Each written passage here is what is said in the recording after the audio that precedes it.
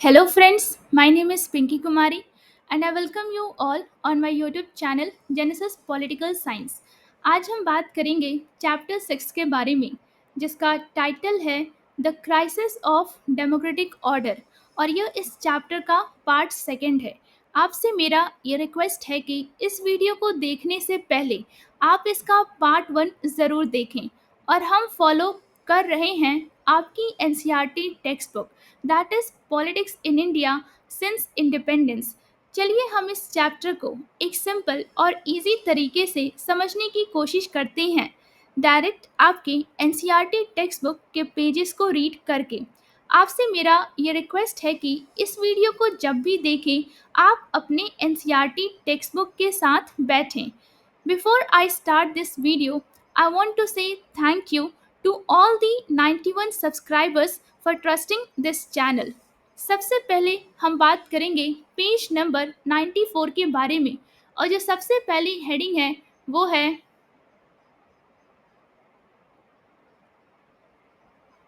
Gujarat and Bihar movements. मतलब गुजरात और बिहार के आंदोलन मतलब मूवमेंट्स के बारे में बात करेंगे।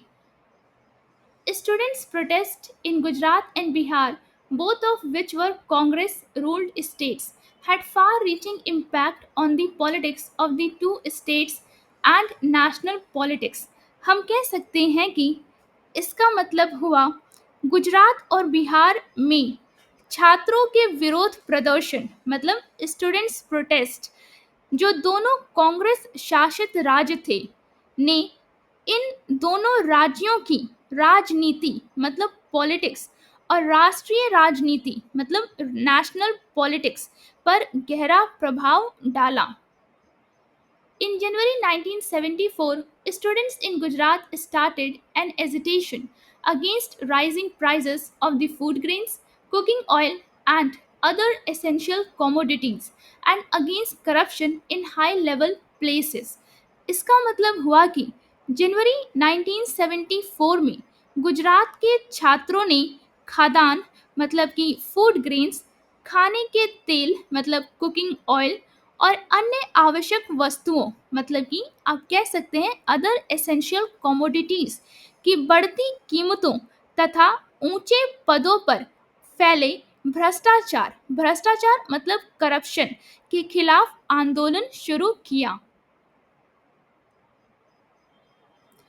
The students' protest was joined by major opposition parties and became widespread, leading to the imposition of president's rule in the state.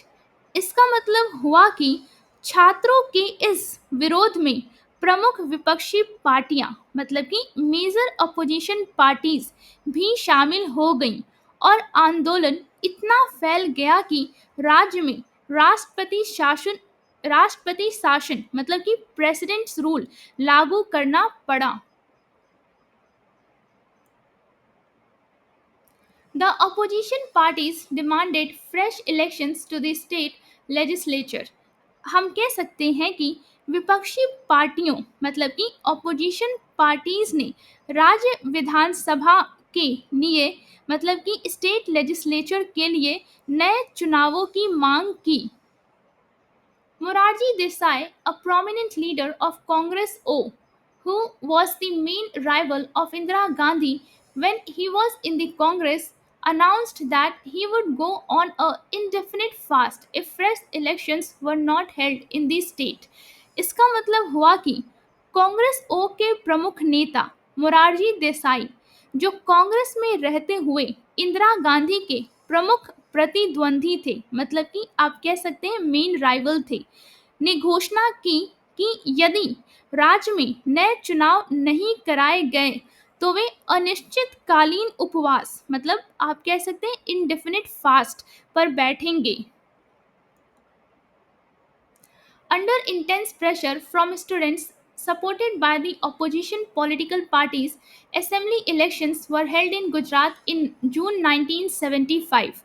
इसका मतलब हुआ कि छात्रों के तीव्र दबाव मतलब कि इंटेंस प्रेशर फ्रॉम स्टूडेंट्स और विपक्षी राजनीतिक दलों के समर्थन मतलब supported by the opposition political parties के कारण जून 1975 में गुजरात में विधानसभा चुनाव मतलब आप कह सकते हैं असेंबली इलेक्शंस कराए गए।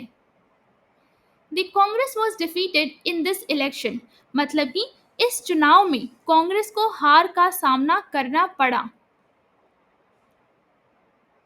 In March 1974, students came together in Bihar to protest against rising prices, food scarcity, unemployment and corruption.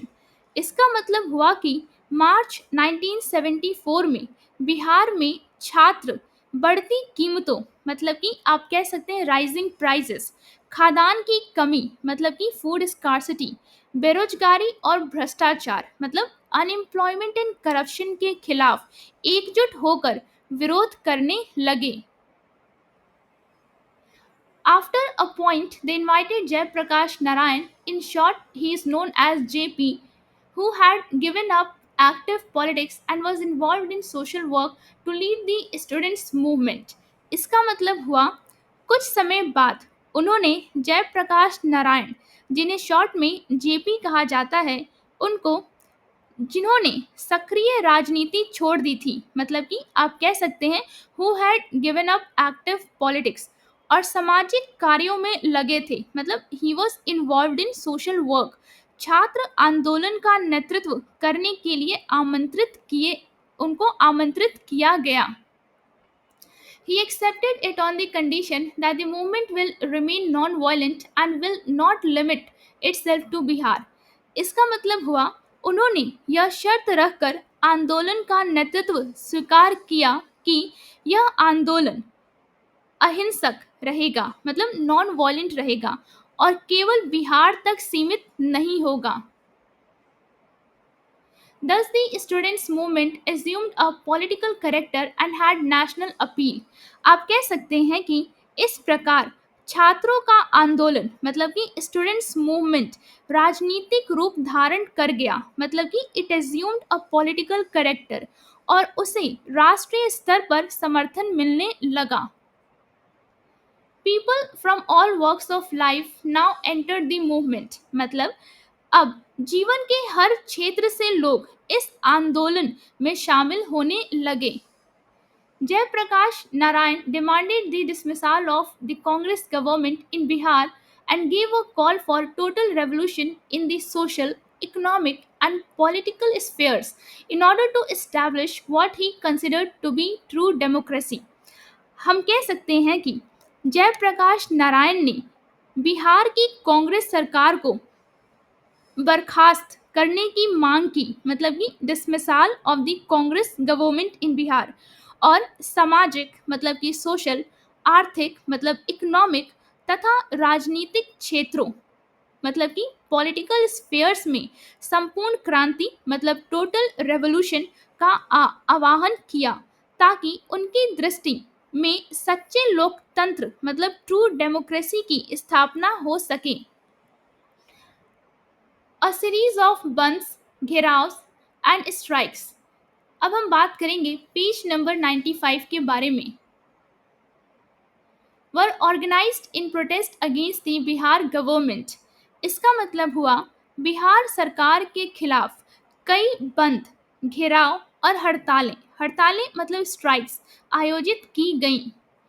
The government however refuse to resign मतलब लेकिन सरकार ने इस्तीफा देने से इनकार कर दिया मतलब the government refuse to resign. The movement was beginning to influence national politics. आप कह सकते हैं कि यह आंदोलन राष्ट्रीय राजनीति मतलब नेशनल पॉलिटिक्स को प्रभावित करने लगा था। Jayaprakash Narayan wanted to spread the Bihar movement to other parts of the country मतलब कि जयप्रकाश नारायण बिहार आंदोलन को देश के अन्य हिस्सों तक फैलाना चाहते थे।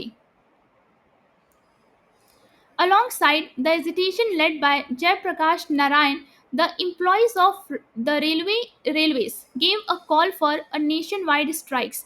मतलब कि जयप्रकाश नारायण के नेतृत्व में चल रहे आंदोलन के साथ ही रेलवे कर्मचारियों मतलब कि आप कह सकते हैं एम्प्लॉयज ऑफ द रेलवेज ने पूरे देश में हड़ताल करने की घोषणा की। This threaten to paralyse the country.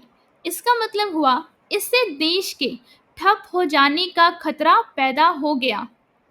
In 1975, JP led a people's march to the parliament। मतलब कि 1975 में जेपी ने संसद की ओर लोगों का एक विशाल मार्च निकाला। This was one of the largest political rallies ever held in the capital। आप कह सकते हैं कि यह राजधानी मतलब कैपिटल में अब तक आयोजित सबसे बड़ी राजनीतिक रैलियों मतलब कि लार्जेस्ट पॉलिटिकल रैलीज में से एक थी। He was now supported by the non-Congress opposition parties like the Bharatiya Janasangh, the Congress O, भारतीय लोक दल, the socialist party and others. मतलब कि अब उन्हें भारतीय जनसंघ, कांग्रेस ओ, भारतीय लोक दल, समाजवादी पार्टी मतलब सोशलिस्ट पार्टी और अन्य गैर कांग्रेस विपक्षी दलों मतलब कि नॉन कांग्रेस अपोजिशन पार्टीज का समर्थन मिलने लगा। दीज अब हम बात करेंगे पेज नंबर 96 के बारे में। These parties were projecting JP as an alternative to Indira Gandhi. हम कह सकते हैं कि ये पार्टियां मतलब these parties जेपी को इंदिरा गांधी के विकल्प मतलब एज एन ऑल्टरनेटिव के रूप में प्रस्तुत कर रही थी। However, there were many criticism about his ideas and about the politics of mass agitations that he was employing।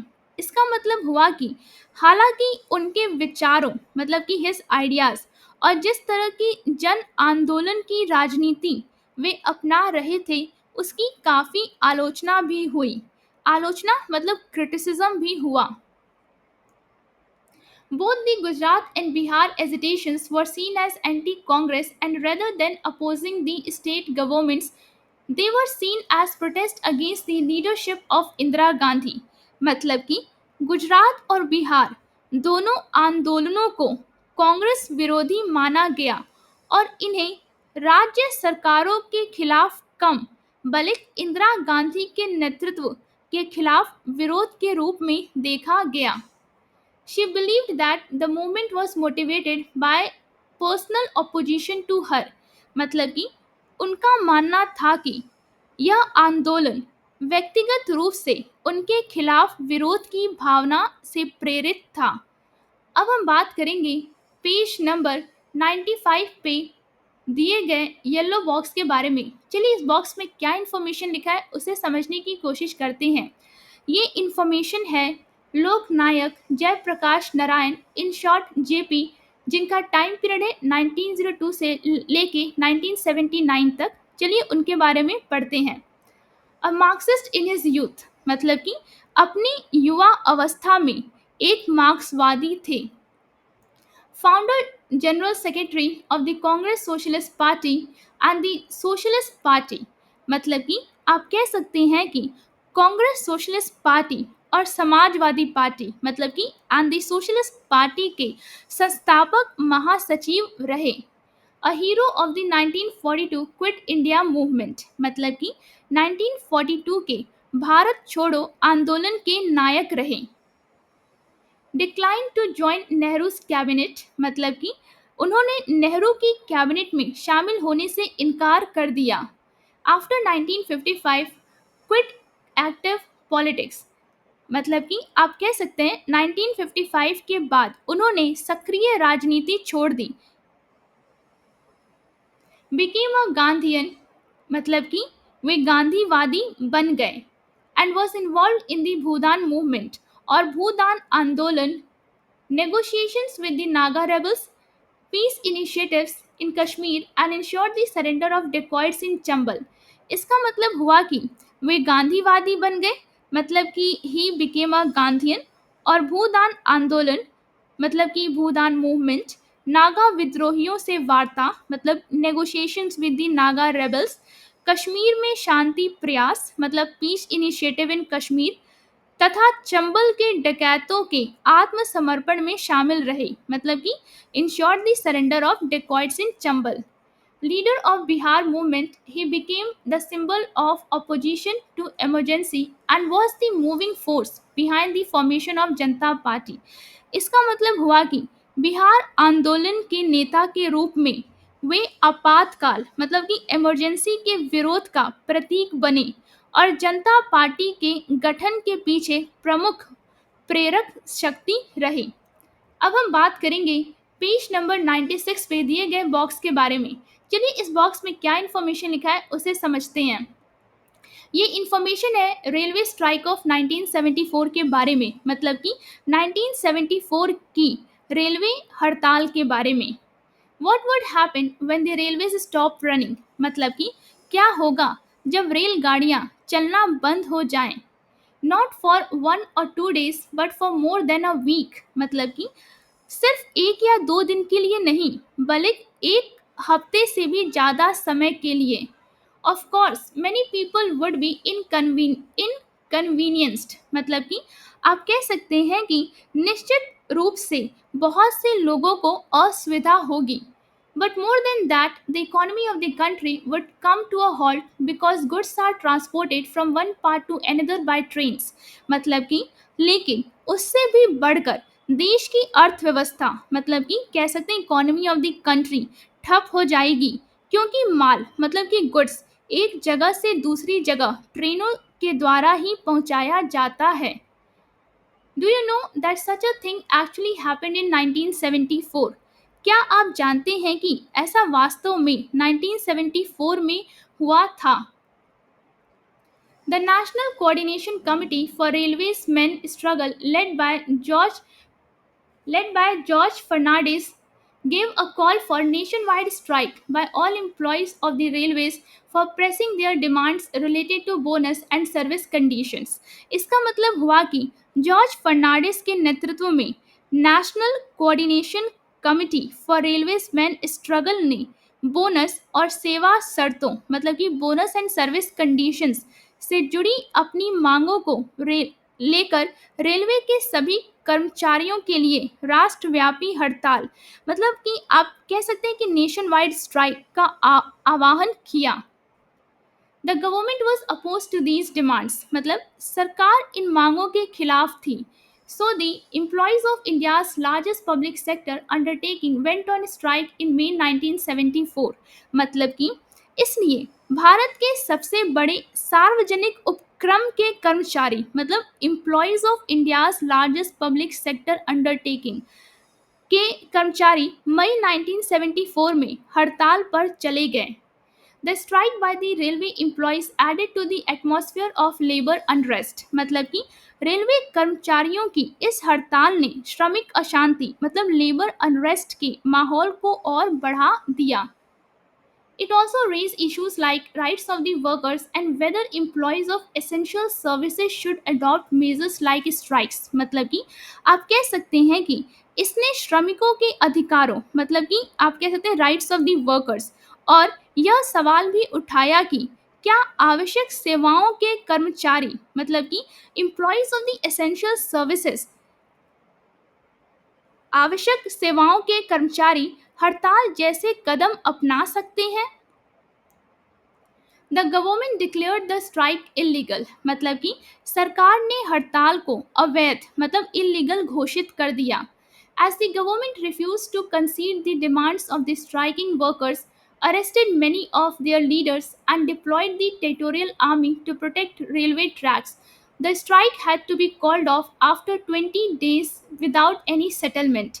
इसका मतलब हुआ कि चूंकि सरकार ने हड़ताली मजदूरों की मांगे मानने से इनकार कर दिया, उनके कई नेताओं मतलब कि आप कह सकते हैं कि लीडर्स को गिरफ्तार कर लिया और रेलवे पटरियों की सुरक्षा के लिए प्रादेशिक सेना तैनात कर दी मतलब कि डिप्लॉयड द टेरिटोरियल आर्मी। इसलिए 20 दिनों बाद बिना किसी समझौते के हड़ताल वापस लेनी पड़ी। उम्मीद करती हूँ जो पेजेस आज हमने डिस्कस किया वो आपको एक सिंपल और इजी तरीके से समझ में आया होगा। अगर वीडियो अच्छा लगा हो तो लाइक और सब्सक्राइब करना ना भूलिए, शेयर जरूर करें और अपने दोस्तों को भी इस चैनल के बारे में बताइए। कमेंट्स में अपनी राय ज़रूर दें बेल आइकन पे क्लिक करें ताकि अगला वीडियो मिस ना हो। In the end, I truly thank you for your time and support in watching this video.